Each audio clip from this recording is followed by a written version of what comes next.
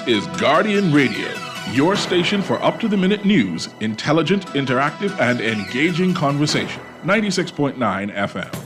The views and opinions of the hosts and guests are their own and do not necessarily reflect the position of the management and staff of Guardian Network.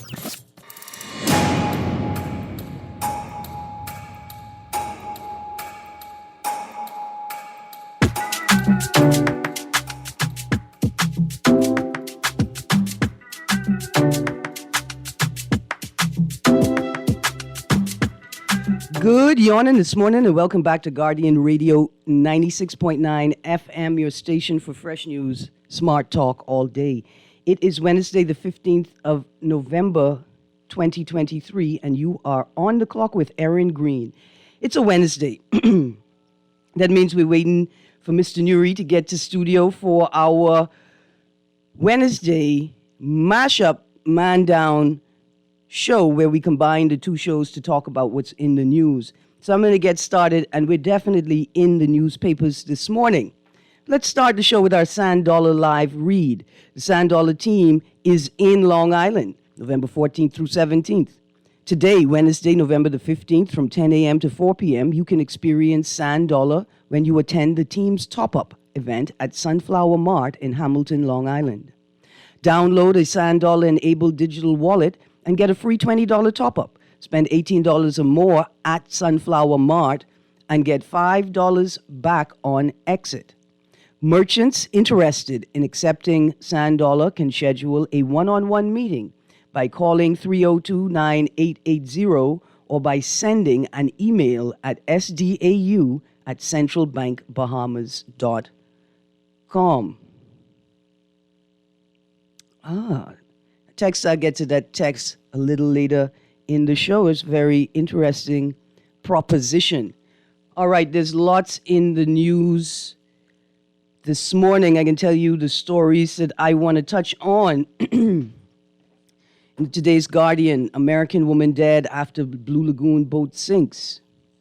Also in the Guardian, 2-year-old found dead in bushes in Fox Hill. Another story on the front of the Guardian, 3 injured in shooting. I saw that in the news last night.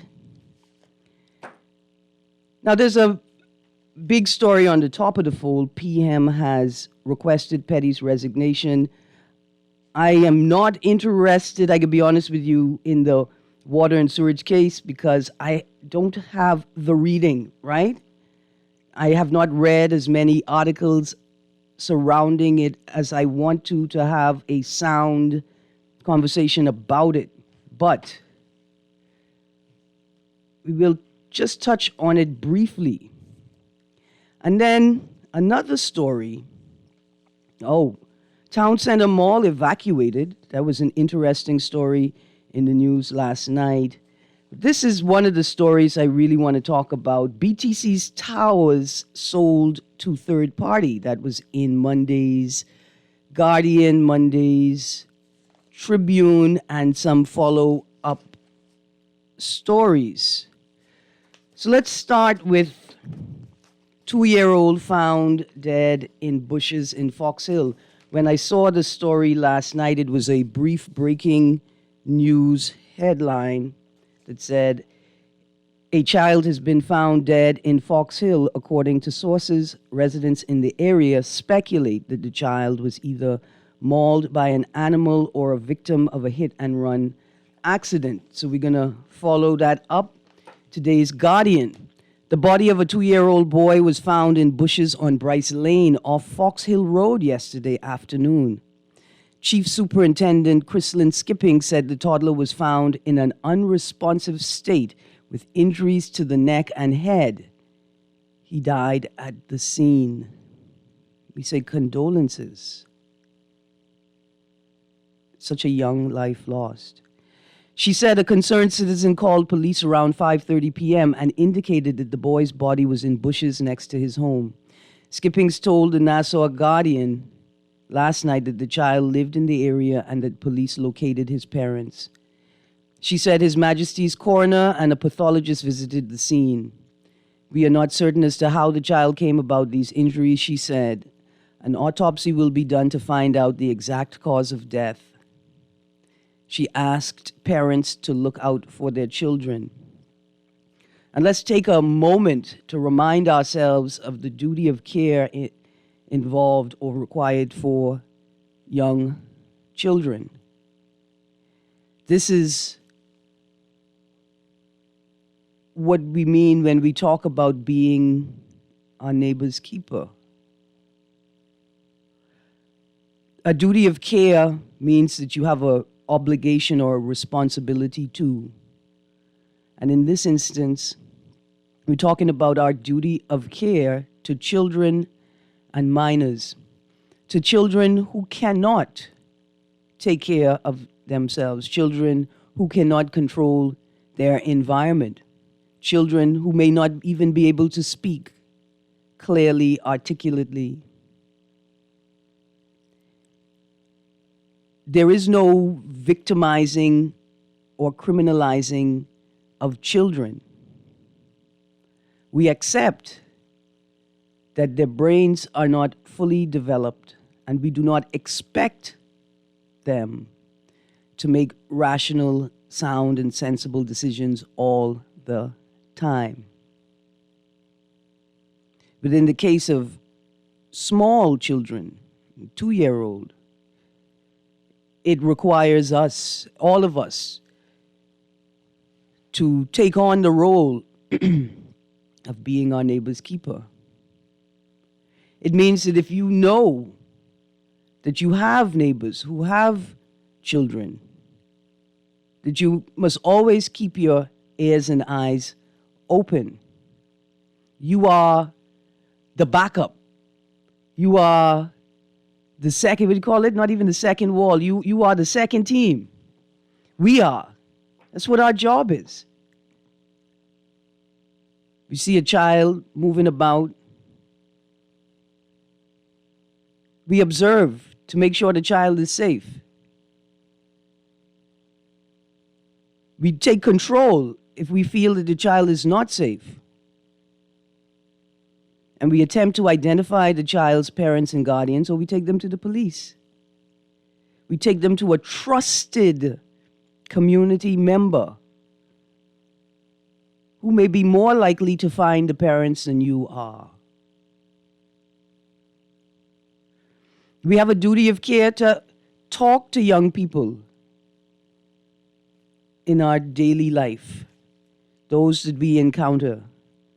A word, good day. In fact, I remember less than a year ago, a neighbor who had just gone on a short errand pulled back up. I was very agitated and upset. He said, man, I just drove past an uncomfortable scene, and I think a young lady is in trouble. He had witnessed a group of students walking home from school. He said it was a large group of boys, and there was one young lady. And he was uncomfortable with the way that the young men were engaging the young lady, the way they were talking to her, the way that they were all moving about in this group, pushing her about a bit. And he said, as an old man who used to be a young man, I know how easily a situation could develop into a problem. And so he said, let's go. Y'all get in the vehicle. We got in the vehicle, we got back on the road, and we drove around in the direction that they were walking. And he just drove slowly along with the group, making eye contact with the young men in the group. One or two of the young men, they took umbrage, they got upset. Why y'all watching us? I get it, I understand. A lot of these young people live in communities that are just saturated with violence and gang activity. Right, so we understand. But we just observed, locking eyes with members of the group. I guess to see how they would respond. Or maybe to let them know that people are watching, people are observing. when the young men engaged us, and my friend who was driving said, "We're just making sure the young lady okay." They got upset. She could be all right. She could be fine. She with a friend. She could be all right. We didn't have the time to explain to them that we all have grown up in circumstances. We've all grown up. And we've all had experiences that in one moment's notice, fun turned into a problem for one of the members of the group. The old man remembered when he was a young man and how easy it is for a young lady to become the object or the subject of young men's desire and exploration of their masculinity. I'm still not sure if those young men trusted that we were attempting to ensure that that young lady was safe, truly safe, on her way home. But it doesn't matter, because we as adults have a duty of care to young people who we don't expect to make the most reasonable or sensible decision in every situation. And as opposed to criminalizing them or victimizing them, we intervene, we disrupt, we attempt to shift the energy and shift the culture. It's a sad, sad day, and we await the coroner and the pathologist's report so that we, the community, can ensure that this young 2-year-old boy receives justice. Sad, sad day. I get a text here. Parents today are negligent. The texter says, "I don't trust anyone around my kids in today's society." Well, see, we have to. That's the problem. As parents, you have to trust people to take care of your kids. And thus, we rely on the state to create an environment in which that's more likely to happen. And one of the ways the state can do that is to create vetting mechanisms for people and for members of agencies and organizations that work directly and indirectly with young people and vulnerable people generally, like the elderly, like the disabled. The state can assist by ensuring that there is access to programs that support people in figuring out how to do what they ought to do when they ought to do it. Let's move on to another sad story in yesterday's news. American woman dies after boating incident. An American woman died after a vessel carrying over 100 Bahamians and visitors began taking on water in waters off Paradise Island this morning, police said. However, the cause of her death is not yet known. Chief Superintendent Chrislyn Skipping said the double-deck pleasure craft was en route to Blue Lagoon Island when it began to sink. Quote, "It is reported that a half hour into the ride, the vessel experienced rough seas in the area, which resulted in the vessel taking on water and becoming submerged in water just outside Blue Lagoon," she said. As a result of the incident, we have one casualty, an American from Bloomdale, Colorado. Skipping said the woman was on a 5-day family vacation. She confirmed that the vessel was equipped with life vests. In a statement, Blue Lagoon Island said 2 passengers who were aboard a vessel were taken to the hospital for additional care. All passengers are accounted for. Now, shortly following the incident, the minister responsible for tourism, Mr. Chester Cooper, was interviewed outside an event. I just want to pull this quote from what he said. It's not an indictment on the minister, but it is the sort of center of the conversation this morning. The The minister is quoted as saying, clearly accidents sometimes do happen. Now, the minister was speaking at an obviously off the cuff. He indicated at the beginning of his statement that he does not have enough information about the event to speak directly to it, but he did address it. But that statement right there, clearly accidents sometimes do happen. I think that is the center state, that's the thing that we must focus on in the assessment of this matter and in the process of creating policy to minimize the risk of these things happening. When I learned to drive, when I hit 16 going on 17, I learned to drive. My insurance agent told me accidents don't just happen.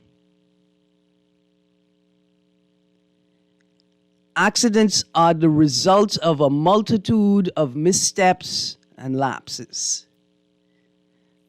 Now, you may be a part of an accident and you didn't cause it, right? Like, I'm not saying that everybody involved in an accident is responsible for the accident or has equal or equitable fault when an accident occurs. But accidents don't just happen, man. And surely, if we set out with the premise that, man, sometimes accidents has happened, we're going to have far more accidents than needed, than warranted. It's an extremely, extremely important moment. I just want to say this. When I ended my show yesterday, I had no idea that this event was unfolding. I had no idea whatsoever. But we have to start by doing away with this thought that, accidents happen. Push that to the side and commit to the idea or commit to a strategy that requires us to focus on minimizing all risks by taking the steps necessary, even when we don't feel or think that level of effort is required. Anyway, I want to go to today's Guardian. I want to invite you guys, the audience, to join the conversation as well. 323-6232, 325-4316, 325-4259, and 242-300-5720. And I guess one of the questions I want to throw on the table is, do we understand or do we even care? Do we have any concern about what duty of care is and what our duty of care is to other people, whether they are in our immediate presence or not?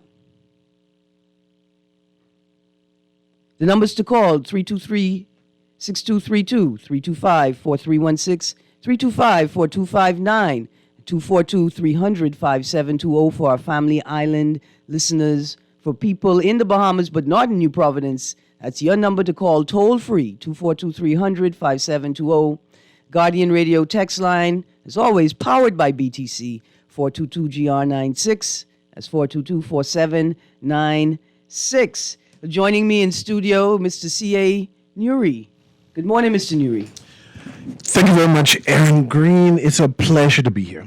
I've been listening to what you've been saying, and it's one of those sobering type moments. Yeah. I heard you use the term accidents. Accidents do happen, right?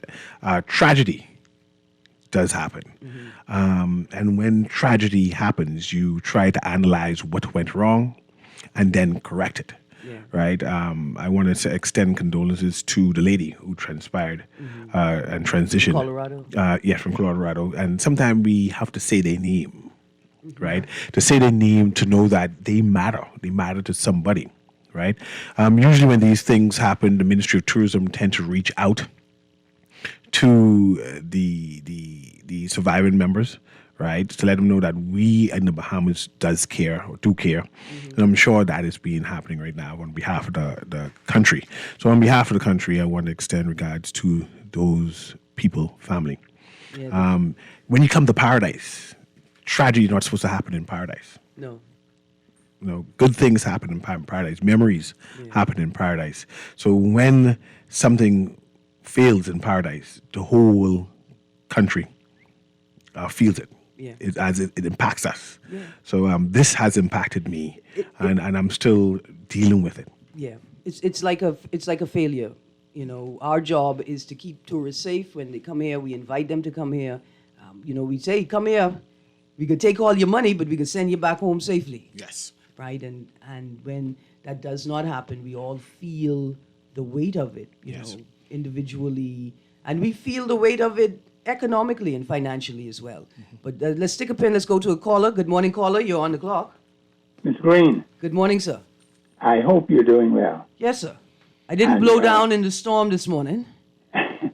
You're coming in and out. I don't know what's happening there, but I just hearing you in bits and pieces. But I heard the remark you made, which was reported by the minister. Yes. It is rather unfortunate that that had to go like that. Mm-hmm. I believe that we have to exercise caution and restraint on things that we say. Even though he may not be fully aware of all the details, that's understandable. Mm-hmm. But just starting that remark like that is not in good taste. I'll just put it like that. Mm-hmm. But I believe in the Bahamas today, Bahamians always like to deal with negativity. Mm-hmm. You listen to all the talk shows, instead of us concentrating on how we can deal with problems, we tend to always stress negativity. Mm-hmm. You ask callers today, what is your solution to a particular issue? They'll go right back and start talking about the problem. And it's something we have to work on. I'm not blaming the minister for anything. Mm-hmm.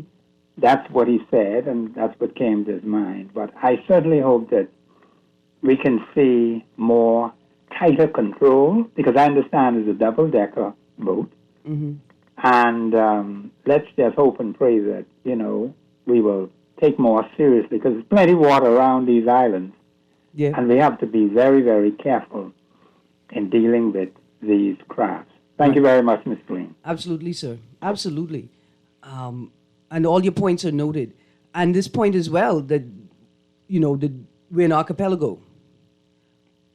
Marine travel is a major part. Marine activity, recreational activity, transportation is a major part of our tourism product, and it's a major part of our lives as well because of the nature of the archipelago. But I want to extend this point. The same care, safety, and concern that is demanded of boat users, marine vessel users, is also demanded of us on the Bahamian roads. The reason I highlighted the statement is not to denigrate or chastise the minister. We put that there. Today he could be the deputy prime minister if he won't be the deputy prime minister. But what the caller said was it's probably something that just came to mind. And that's the point, is that it probably came to mind because it is the prevailing culture. You said it slips out not because you are attempting to shift blame, right? But because it's just the way things are. But that it would slip out in this context suggests that we're far more rooted in that culture than we should be. And then we have to question whether it is a culture that has been entrenched in the public service, in the business sector, in the private sector. I got a red light flashing. Let's go to that caller. Good morning, caller. Good morning, Miss Greene. Good morning, sir. Well, I could hardly hear you just like... How about, is this better now? No, very, you sound very far away. All right, producer. I can hear you when if I take the phone away, and I can hear you loud on the TV. I got you. But I can't hear you on the phone. I got you. So I don't know what's happening. But, it is sad what happened with our visiting guests. Yes. Like the professor said, sometimes when he talk about the negative things, but sometimes on every coin there's a negative side, or a battery there's a positive and a negative. It goes, but they work together to make things work. You can't get a battery two positive poles to get started a car. There's North Pole, South Pole, there's God, devil, everything is positive and negative. So our nature and our life. But I remember yesterday they had a weather warning. Yes. They issued that on Monday. hail force coming down, bad weather coming, and I remember them advising boaters to stay in port. Now, I don't know what happened, but sad things happen, and it don't only happen in the Bahamas. And I know all the Bahamian people, our condolences goes out to the families and those that might have been injured, jumping overboard or whatever else have you. But when I look at the weather what they were in those boats, and they were out to go snorkeling or whatever else, it didn't look like good weather to me, Yeah. And then, again, there's a sad thing that happens with the minister, the deputy speaker, whatever happened, with the petty, whatever happened, whether you PLP and F&M. I think these decisions now should show our leaders that if there's any hanky-panky going on with social media now, with the way the country is becoming, the population is getting right next to your house, your doorstep. Ain't nothing going unseen, untouched, and everything. If you think you can go in there like the old days, you go in there, friends, family, and lovers, and you and your family get rich in 1 year and 2 years, and then you just leave up and go, and then you move out Old Fort Bay, and we don't see. Sparky, my apologies. Let's put it right there. Just stop it right there, because we're not making any determination about what is happening, what has happened in that matter.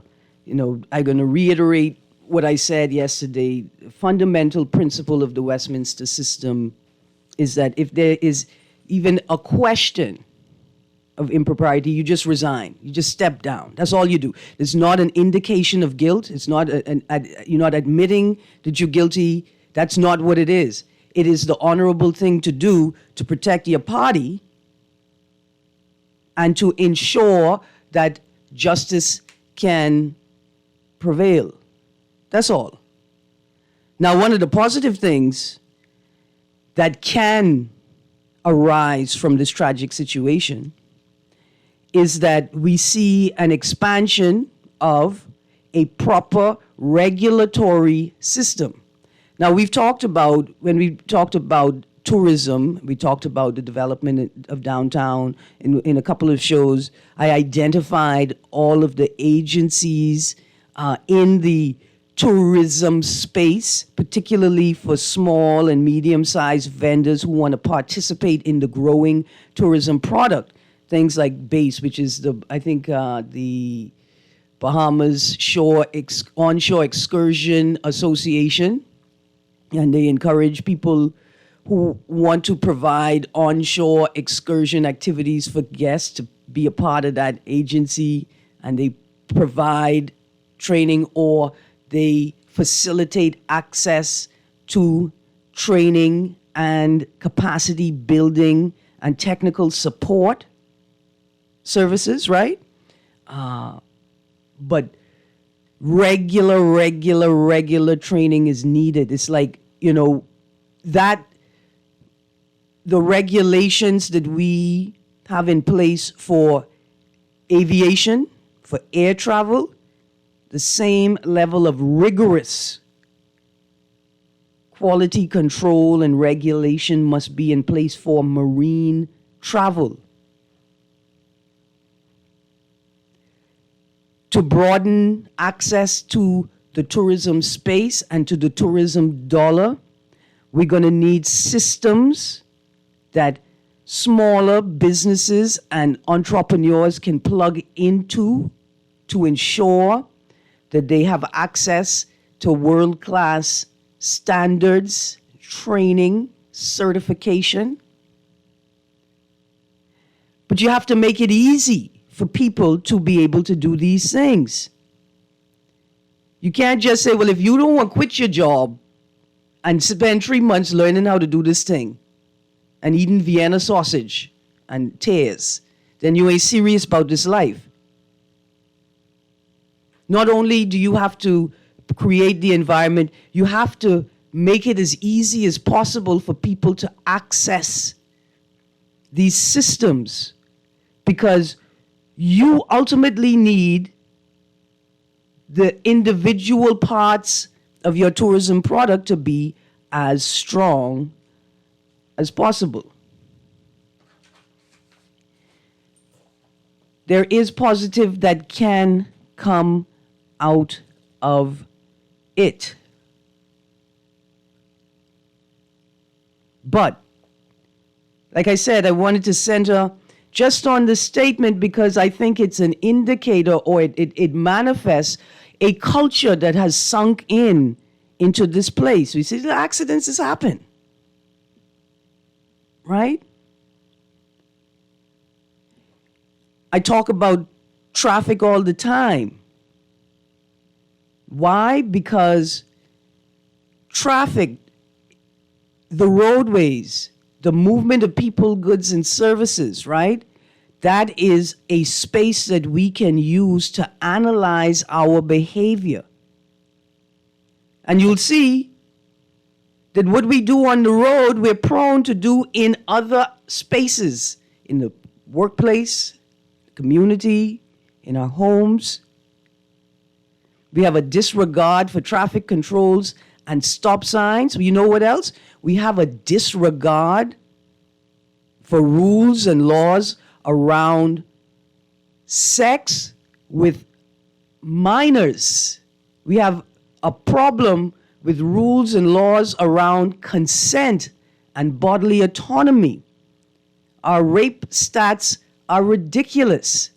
Our child rape, child molestation stats are ridiculous. And so is our behavior on the road in the very same space. We refuse to stop at stop signs and red lights. We refuse to give way when our light is red at Shirley and Mackey Street. We just refuse. We force our way into other people's space. The bigger the vehicle, the more bullish we are. And there's a complete recklessness. I want to say this again. Has somebody authorized the drivers of corporate and commercial vehicles to break basic traffic controls? Because how could you be in your boss good truck with the name of the company painted on the side of the truck and you running red lights every day? Is it the employers of people who making deliveries tell their drivers, listen, what's most important is this bottom line. Run a red light if you could get away with it. Cut people off if you have to. Is that what's happening? See, we rely on corporate and commercial drivers to set a standard. We also rely on corporate and commercial employers to set a standard for medium and small enterprises. We rely on you because we thought that your bottom line relies on your safe and efficient drivers. That's what I thought. But every day, more and more, it appears as if we're just not serious about running a country. We couldn't be serious. Yesterday, driving up Bay Street in the middle of town, driving behind this car that's doing 3 miles an hour, and you think, okay, it's town, it's tourists. Maybe they're just being extra careful. And then I noticed the reason we were driving at 3 miles an hour is because they had their cell phone in their face, using it. And then I see 3 police officers on bicycles riding up the sidewalk in the wrong direction, straight past the car, and they don't see him at all. And I wonder, what are they watching? I could be honest with you, it was a white man in the car. I bet they wasn't watching him at all. He's cool. Do what you want to do, boss. We just can't seem to get serious in this place. But to be honest with you, the most vulnerable among us, their survival relies, it depends on us in positions that have duties of care attached to them to be serious about ourselves and our work.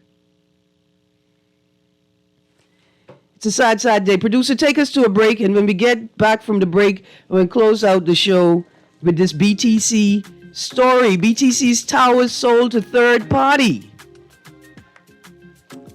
Ah, boy, I don't even have a joke to crack about. It's a very interesting story. We're going to get to it on the other side of this break. Please stay tuned and give us a call, 323-6232, 325-4316, 325-4259, 242-300-5720. We'll be right back.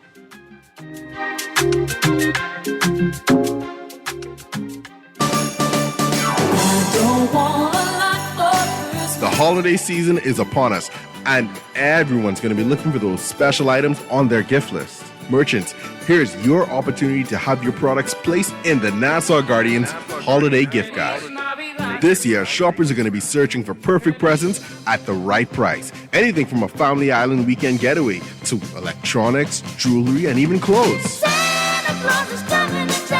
For one low price, you can have your ads published twice this December in the Nassau Guardian's Holiday Gift Guide. Deadline for registration is Wednesday, November 30th. Be sure to contact your Nassau Guardian sales agent or call the Nassau Guardian directly at 302-2300. Be sure to ask about our 30-second Christmas radio commercial bonanza. Chestnuts roasting on an open fire. The Nassau Guardian's Holiday Gift Guide. Our gift to you. Because Christmas is... It's the most wonderful time of the year. Love the show? Want to give your support? Become a sponsor today. Call 302-2300 for our rates and packages. That's 302-2300. Become a sponsor on Guardian Radio 96.9 FM. Fresh news, smart talk, all day. The Grand Bahama News is available every Tuesday in the Nassau Guardian. Buy your local paper at Freeport Convenience Stores, Western Bakery, DeGregory's Fine Foods, and Bellevue Gifts. Want to reach your Grand Bahama customers? Then call Barefoot Marketing at 827-4578 or message them for ad rates via their Facebook page. Advertising opportunities now include classified ads too. Keep up with all the latest Grand Bahama news in the Nassau Guardian newspaper every Tuesday. This is Guardian Radio 96.9 FM. Fresh news, smart talk, all day.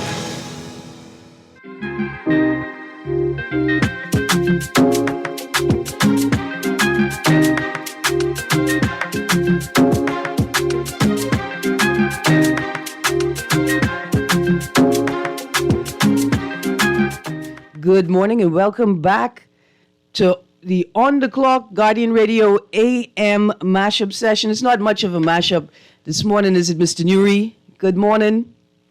No, I'm here.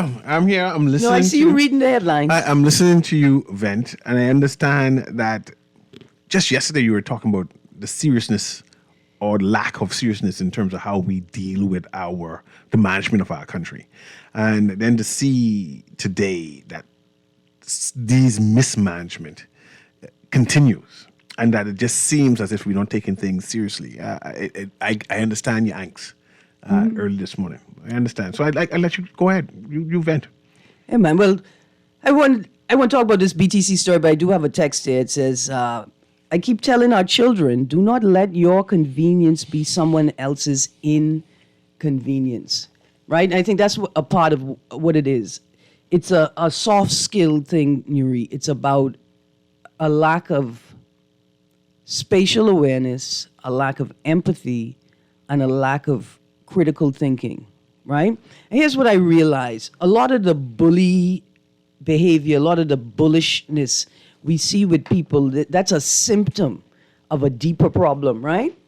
And say every day you have to get up and navigate the world. No matter how many resources you have available to you, no matter how much knowledge you have, no matter how ignorant you are about what it is you're about to face, you as a human, child, straight up to geriatric, you expected to be able to navigate the world and to keep going and to produce, right? What you're required to produce.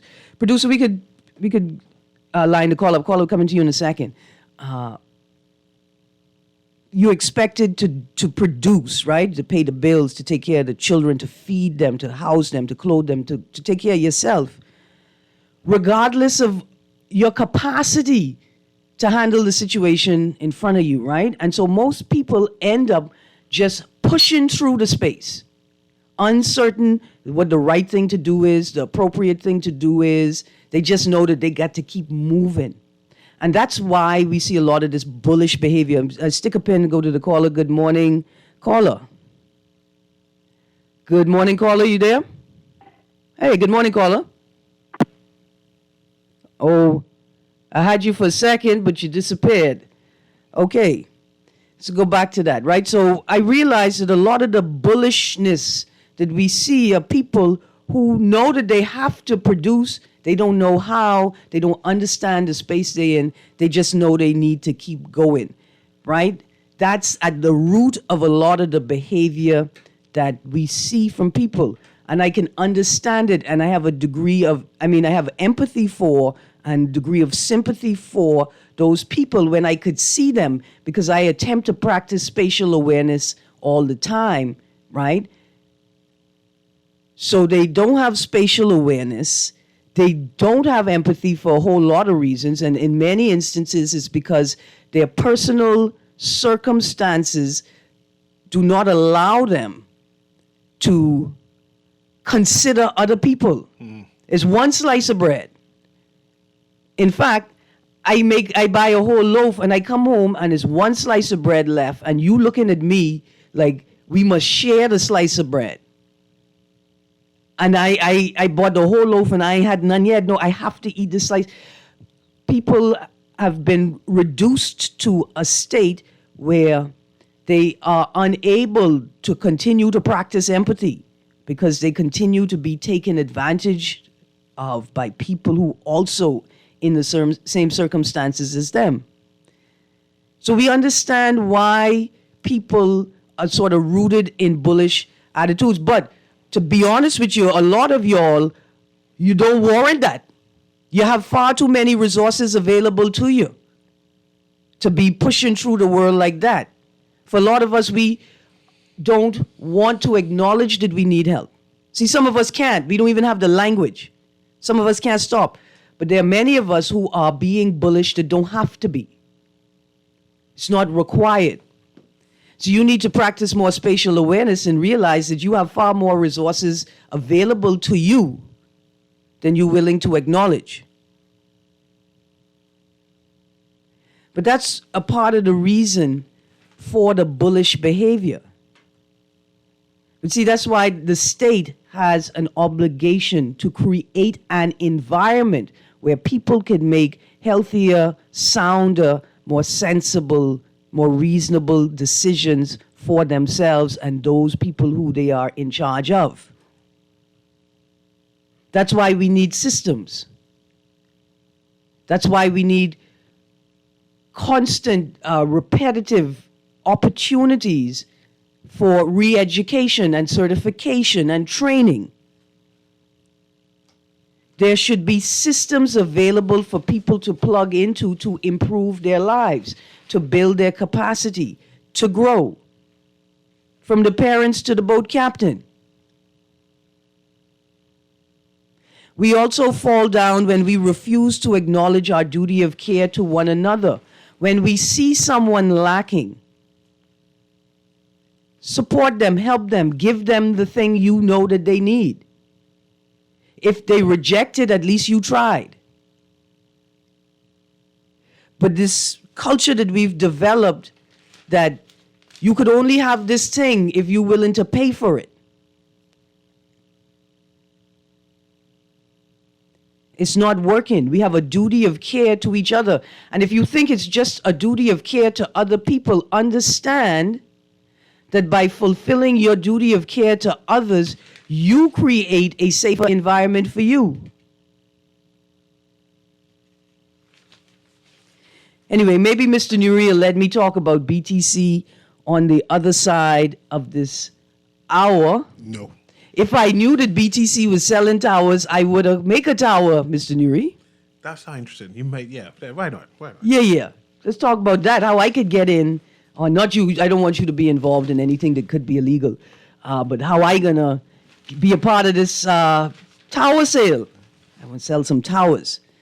I want to thank you guys for sitting in. It's been a somber morning. Not just a somber morning, but a somber morning as well.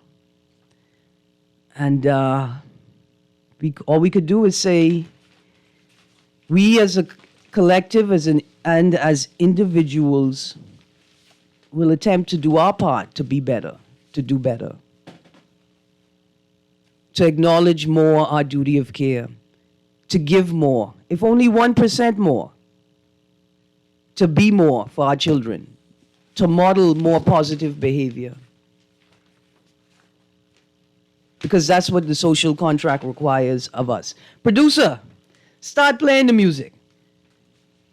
We're going to go to a break, and on the other side of the break, hopefully we can pick up the on-the-clock Guardian Radio AM Man Down Mashup Wednesday session when we talk what's in the news. Again, before we go, Sparky, I just want to say thank you. As always, you spark thought, and you raise a number of important issues in your contribution to the show this morning. I just didn't want to go too deep into that other matter. It's still a very careful conversation that we have to have about that case. So again, thank you, Sparky. Thank you to the listening audience. Stay tuned. Guardian Radio 96.9 FM. Fresh news, smart talk all day.